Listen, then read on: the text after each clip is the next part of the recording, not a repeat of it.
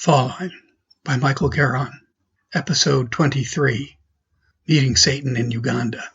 In March of 1999, while I was living in Madagascar, I had some work in Uganda.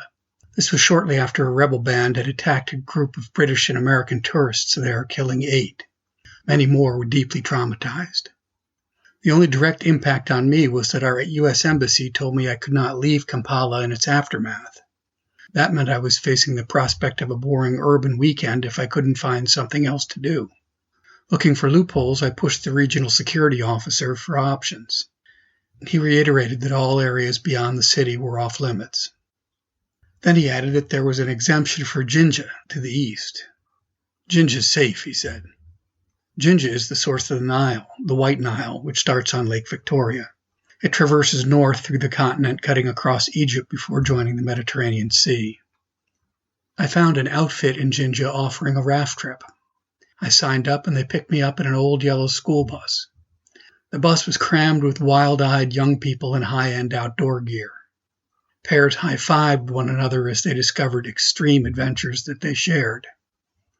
I had a queasy feeling this raft trip might be an extreme sport itself, so I sought out the lead guide and asked if it was too late to back out. "Don't let this cruise scare you," he assured me. "We have 2 boats today. One's for these extreme guys and the other one's the bird boat. You're on the bird boat. They'll point it out to you when you get off the bus." We arrived at the point of entry, and they shuffled us off to meet our guides. Mine tossed me my safety gear and showed me how to put it on. Then he pulled on my life vest tabs until it was uncomfortably tight. He started on a safety briefing, and I noticed he had a thick iron spike driven through his tongue. "Okay, remember," he said, "when you get tossed, and you will get tossed, you'll come back up. That's what the vests are for, and they always work. We've never lost anyone on this river, and we've been doing this for years. But it will seem like you're not coming back up. So here's what you need to know. The water will get darker and darker as it sucks you down. When it gets pitch black, you'll start coming back up. Keep your eyes closed, but notice how the water gets lighter and lighter, and catch your breath as soon as you pop out, because you're likely going straight back down. Got it?" I didn't know what to say, so instead of saying nothing, I said, "I'm supposed to be in the bird boat." He grinned a knowing, evil grin, and his spiked tongue darted between his lips, and he growled, "My name is Satan, and there ain't no bird boat." Then, noticing my wedding ring, he added, "Better let me put that in my zipper pocket. Leave it there, and this fucking water will suck it off." Until that day, I'd never heard of Class 5 rapids.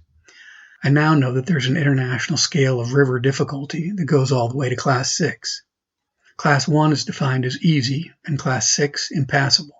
When someone eventually survives a Class 6, it becomes a Class 5, technically survivable.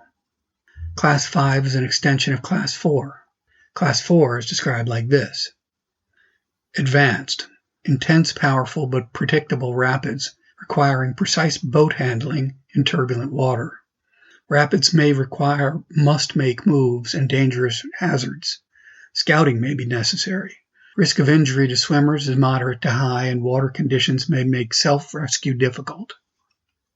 Class 5, expert, extends the above by adding extremely long, obstructed, and very violent rapids. They may continue for long distances between pools, demanding a high level of fitness. Swims are dangerous, and rescue is often difficult even for experts. Extensive experience and practiced rescue skills are essential.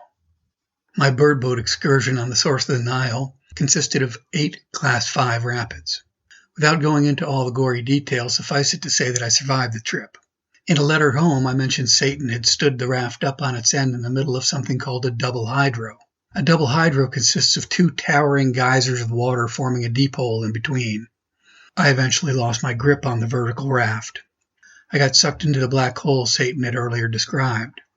When I finally broke the surface, I was immediately pounded by the second of the hydro pair. I wasn't sure I'd survive.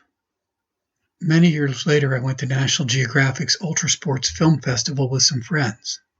The festival ended with the 3 top contenders for Ultra Sport film that year. The winning film opened with a headshot framed in front of a pounding Class 5 rapid. A man turns to face the camera and opens his mouth, revealing an iron spike pounded through his tongue. My name is Satan, he growls, and you're about to take the wildest ride of your life. My life flashed before me again as he spoke. I heard the words of the regional security officer. Ginge is safe. Yeah, about as safe as an appointment in Samara. Note, if you're unfamiliar with the reference, there's a link to Somerset Maugham's wonderful 200-word short story, Appointment in Samara, on my website, michaelgaron.com, under the blog post by this heading.